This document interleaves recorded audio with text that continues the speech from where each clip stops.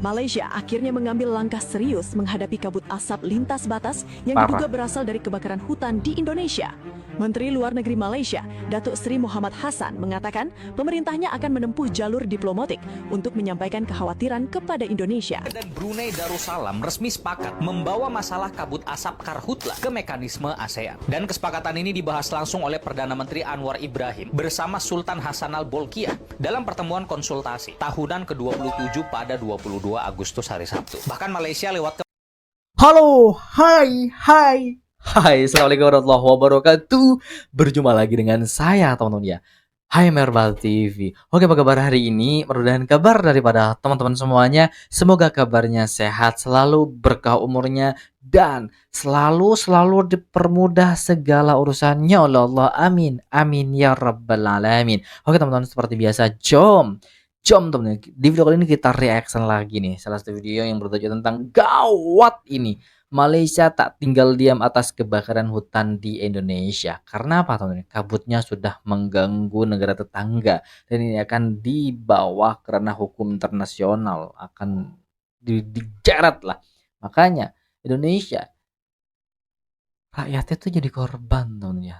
Tidak hanya rakyat, apa yang jadi korban? Hewan pun dijadikan korban yang tidak punya salah, yang tidak tahu apa-apa.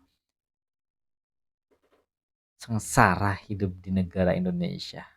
Oke teman-teman, seperti videonya, jomlah kita simak bersama, let's go. Kebakaran hutan di Kalimantan kok pemerintah diam aja? Yang jadi pertanyaan gua, kemana Menteri Hutan? Hah? Kemana? Kemana tuh Raja? Kebakaran di Kalimantan ternyata sudah jalan. Sekarang Di sini kesimpulannya matahari itu yang mentok 40 derajat. Baru-baru ini kebakaran hutan dan lahan di Kalimantan makin parah. Banyak yang kemudian mempertanyakan, pemerintah sebenarnya udah ngapain aja? Karena sejauh ini banyak yang belum tahu apa aja yang udah dilakukan oleh pemerintah. Kok bisa? Mari kita bahas. Pertama, pemerintah sudah melakukan pencegahan sebelum apinya semakin besar. Sejak akhir Juli, BMKG sudah ngasih peringatan. Tapi apa faktanya? Melakukan pencegahan tapi semakin parah.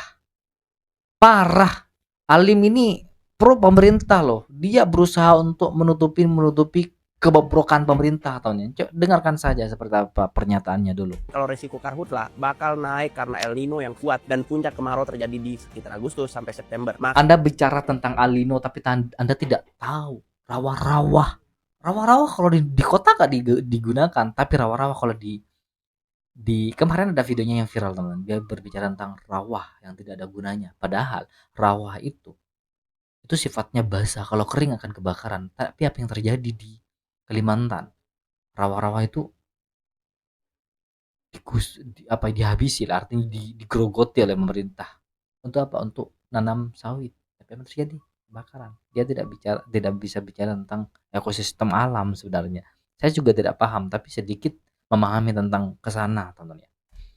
Makanya pemerintah melakukan operasi modifikasi cuaca. Tujuannya supaya peluang hujan meningkat dan wilayah yang rawan kebakaran bisa lebih basah. Bahkan tanggal 10 Agustus, BMKG juga mengoperasikan radar cuaca SeaBen di Muara Teweh, Kalimantan Tengah. Fungsinya buat memantau kondisi cuaca dan memberikan peringatan lebih cepat, termasuk untuk membantu penanganan karhutla. Kedua, ketika apinya sudah muncul, langsung dilakukan pemadaman. BNPB menambah 2 helikopter waterbombing ke Kalimantan Barat. Di Kuburaya misalnya, pemadaman dilakukan dari darat sekaligus dari udara. Lalu tanggal 20 Agustus, operasi diperkuat lagi. Ada patroli udara, ada waterbombing, sampai pemadaman dari darat. Terus hasilnya gimana? Data Sipongi menunjukkan hotspot nasional turun dari 2170 menjadi 950 titik dalam satu hari. Turun sekitar 56%. Bahkan kalau khusus Kalimantan Barat, Kalimantan Tengah dan Kalimantan Selatan, hotspotnya turun dari 1563 menjadi 116 titik. Secara angka, turunnya itu sekitar 92,6%. Tapi jangan salah paham, hotspot turun itu bukan berarti semua kebakaran udah selesai. Pemerintah sendiri bilang, operasi tetap diperkuat karena masih ada titik api yang harus ditangani. Ketiga nih, soal siapa yang bikin kebakaran juga harus jelas, karena nggak semua kebakaran itu bisa kita anggap terjadi begitu aja. Kalau memang ada oknum yang sengaja membakar lahan, ya harus ditindak. Kemenhub juga sudah meminta pengawasan terhadap pelaku pembakaran dan Malas saya dengarkan si Alim ini. Sekarang tinggal kita bohong tuh. Jangan lupa follow. bangsa ini penakut karena tidak mau bertindak kepada yang bersalah. Saya nggak marah, yang mestinya marah itu bangsa ini. Ya sudah, besok-besok akan terbukti oleh bangsa ini sendiri. Lebih dulu tanyalah, apa yang harus diperbuat bangsa kita. Bangsa kita ini paling kaya di dunia, kok jadi paling melarat sekarang? Nah, Karena korupsi dibiarkan tidak ditindak. nah itu. Malaysia akhirnya Nih. mengambil langkah serius menghadapi kabut asap lintas batas yang diduga berasal dari kebakaran hutan. Saya tertarik banget dengan pernyataan si mantan presiden Gus Dur, teman-teman ya. Indonesia itu emang dunianya paling kaya di dunia. Top nikel, batu bara, minyak buminya, emas. Tapi kenapa kita paling melarat di dunia? Karena korupsinya tidak ditindak. Tidak ditindak korupsinya, teman ya. Lanjut. Korupsi dibiarkan tidak ditindak. Malaysia akhirnya mengambil langkah serius menghadapi kabut asap lintas batas yang Parah. diduga berasal dari kebakaran hutan di Indonesia. Menteri Luar Negeri Malaysia, Datuk Seri Mohamad Hassan, mengatakan pemerintahnya akan menempuh jalur diplomatik untuk menyampaikan kekhawatiran kepada Indonesia. Menteri Sumber Daya Alam dan Kelestarian Alam Malaysia juga akan mengirim surat kepada mitranya di Indonesia. Selain itu, persoalan ini akan dibawa langsung ke Sekretariat ASEAN. Langkah tersebut dilakukan setelah kualitas udara di sejumlah wilayah Sarawak memburuk. Di Serian, indeks pencemaran udara mencapai 242 pada Jumat pagi, masuk kategori sangat tidak sehat. Kabut asap bahkan membuat hampir 600 sekolah di Sarawak ditutup sementara. Malaysia berharap mekanisme ASEAN dapat mempercepat koordinasi dengan Indonesia untuk menangani kebakaran hutan dan pencemaran udara lintas batas. Megawati mengkritik kinerja pemadam kebakaran yang dianggap lambat merespons kebakaran. Katanya 30 menit baru datang. Sekilas kritik itu terdengar wajar, karena kebakaran memang butuh respons cepat. Tapi mari kita jujur, apakah keterlambatan damkar selalu salah petugas di lapangan? Enggak Faktanya juga. banyak unit damkar di Indonesia kekurangan armada, kekurangan personel, bahkan anggarannya minim. Belum lagi akses Tuh. jalan sempit, macet, dan jarak pos damkar yang jauh dari lokasi Padahal penting, teman-teman ya. Anggaran itu penting juga. Tapi memang faktanya pemadam kebakaran di Indonesia itu memang lambat, teman ya, lambat. Api sudah menggerogoti misalnya hutan, jangankan hutan, rumah, menggerogoti rumah warga. Damkar datang itu kalau sudah habis, teman-teman, sudah apa ya? Sudah ya jadi abu lah. kebakaran. Dalam kondisi seperti itu, datang 30 menit bukan karena malas, tapi karena sistemnya memang bermasalah. Hulu masalahnya ada di kebijakan, perencanaan, dan anggaran.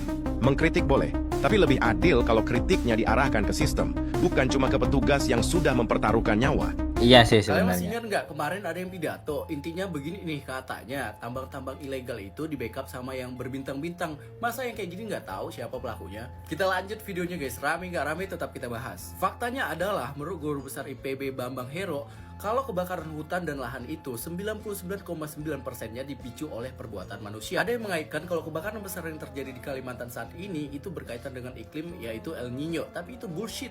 Ya mungkin bisa aja terjadi, tapi potensinya sangat kecil, yaitu hanya 0,1%. Bagaimana jika kebakaran hutan yang terjadi di Kalimantan ini tentang untung dan rugi? Karena biaya untuk membuka lahan menggunakan alat berat itu terbilang mahal, sekitar 15 juta per hektarnya. Dan cara yang paling mudah adalah dengan cara membakar dan mengkambing hitamkan warga setempat. Gimana kalau ternyata ini adalah bisnis besar yang dimainkan oleh elit politik lokal? Untuk mengetahui jawaban dari pertanyaan tadi, kita lihat aja nanti siapa yang diuntungkan dari kejadian ini dan tanaman apa yang ditanam setelah kebakaran hutan ini. Gimana menurut kalian? Kalimantan terbakar, Indonesia terbakar, dan Malaysia pun terbakar. Bukan sebab api sampai sini, sebab asap dia dah masuk bilik anak kau. 38,000 hektar jadi abu. Kau nak tahu besar mana? Saya seluruh Kuala Lumpur habis terbakar. KLCC, Ya. Bukit Bintang, Ceras, Wangsa Maju, Rentong. Lepas tu Yang saya sedihkan itu bukan terbakarnya, teman, tapi makhluk-makhluk hewan-hewan yang ada di dalamnya itu gak dapat tempat loh. Gak, ya Allah, juga ikut terbakar. Banyak yang meninggal.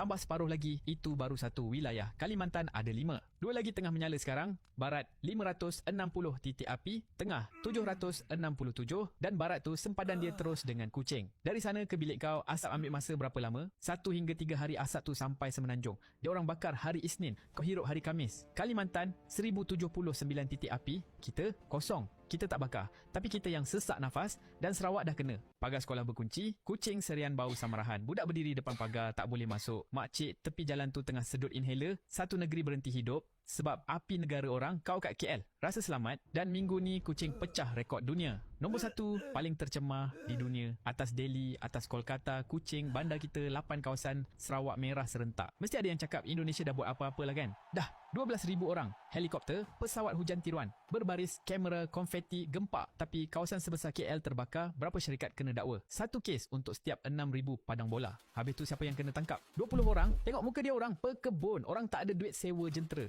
Jadi bakar je lah jalan pintasnya, 20 ditangkap. Dihukum, kosong. Syarikat besar pula, kerajaan cakap 42 syarikat ditindak. Diambil tindakan macam mana? 13 dapat surat, 14 dapat teguran, 15 dipantau, surat, teguran, pantau. Sementara kawasan sebesar KL jadi abu. Dan ni soalan yang paling penting. Kenapa 12,000 orang pun tak padam-padam? Sebab yang terbakar tu bukan pokok. Tengok bawah kaki aku, gambut, tanah yang boleh terbakar. Dan api ni dia tak duduk atas. Dia merayap bawah tanah. Helikopter curah air sampai 10 cm je. Api dia kat bawah tu tengah gelap.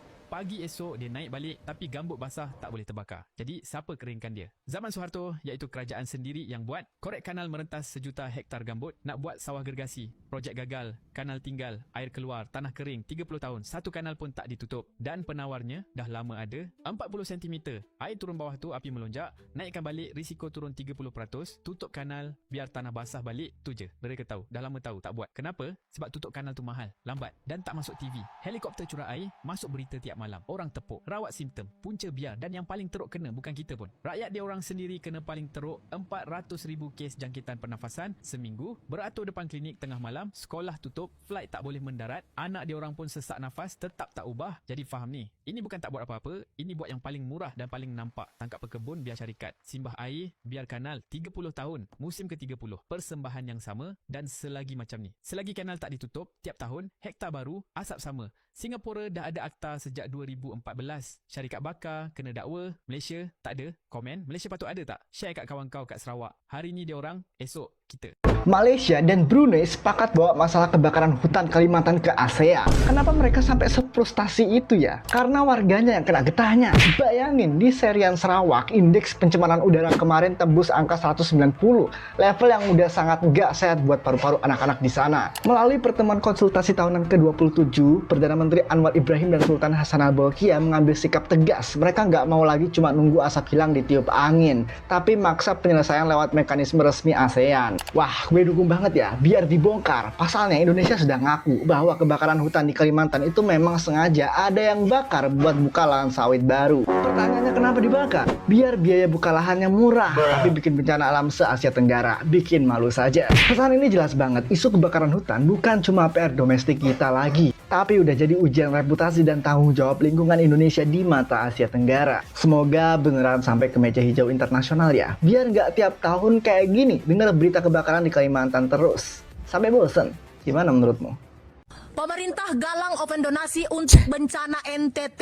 Ya, masyarakat dan publik mengatakan Ini bencana NTT lagi tuh, Nusa Tenggara Timur tuh. Udah menggalang dana loh, donasi untuk mendanai kejadian gempa di musibah di NTT tuh. Tapi jalan-jalan ke luar negeri sampai nginep di hotel Joy ya cowok-cowok lah merayakan ulang tahun. Apa yang terjadi? Pakai APBN teman-teman ya. Sedangkan untuk memberikan bantuan kepada korban di NTT bencana alam kemarin teman gempa. Apa yang terjadi? Itu donasi loh. Menggalang donasi pemerintah kan memalukan pemerintah ini. di mana uang pajak? Kenapa open donasi ya? Sedangkan jalan-jalan Bapak Presiden kita itu pakai APBN ya. MBG makanan bergizi itu dikeluarkan dari APBN ya. Sedangkan Koperasi Merah Putih yang nggak jelas itu dikeluarkan juga APBN. Kenapa saudara-saudara kita yang ada di NTT yang sedang kena bencana ya, kebakaran, musibah, open donasi? Di mana uang pajak? Terus itu kita disuruh ya, masyarakat disuruh bahwa pemerintah ini sekarang katanya open donasi ya. Jangan mau open donasi sama pemerintah. Jangan mau kerjasama sama pemerintah. Uang negara aja bisa kok dikorupsikan sama mereka, apalagi lah uang donasi. Bisa-bisa aja nanti orang itu korupsi. Lebih baik kalau kita mau open donasi sendiri aja lah, ya kan? Daripada kita bekerja sama pemerintah ini nggak jelas. Kenapa bisa bencana itu mereka open donasi loh? Ya, seharusnya itu dikeluarkan uang APBN, uang negara. Ya, karena itu dari rakyat kembali kepada rakyat. Mereka itu bayar pajak di sana. Lihat penderitaan mereka, bencana, ya gempa, hancur rumah semua di sana. Kenapa? Dipertanyakan, kenapa tidak dikeluarkan uang APBN? Kemana uang pajak kita? Uang negara kita ini kemana? Habis dikorupsikan orang itu. Nih temen ya. Cuma 12 detik pesawat Malaysia angkut 6.000 lebih liter air untuk padamkan karhutla di Sumatera, temen. Gila. Padahal dana 2 hari MBG di stop di Indonesia mampu beli ini, temen ya. Gila.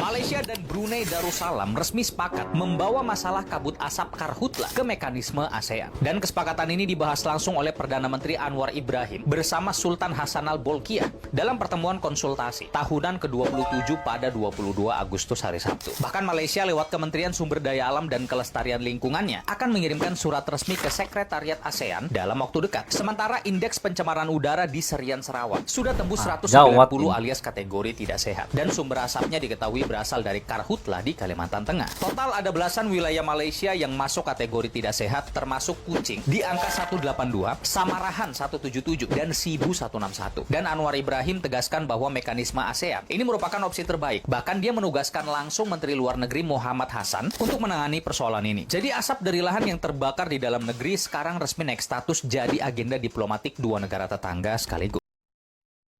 Gawat.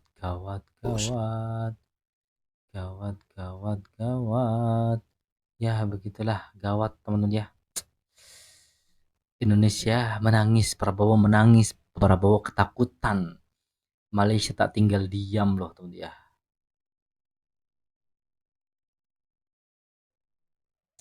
Oke, kita akhiri saja videonya. Komen, jangan lupa komen. Kita akhiri. Wassalamualaikum warahmatullahi wabarakatuh.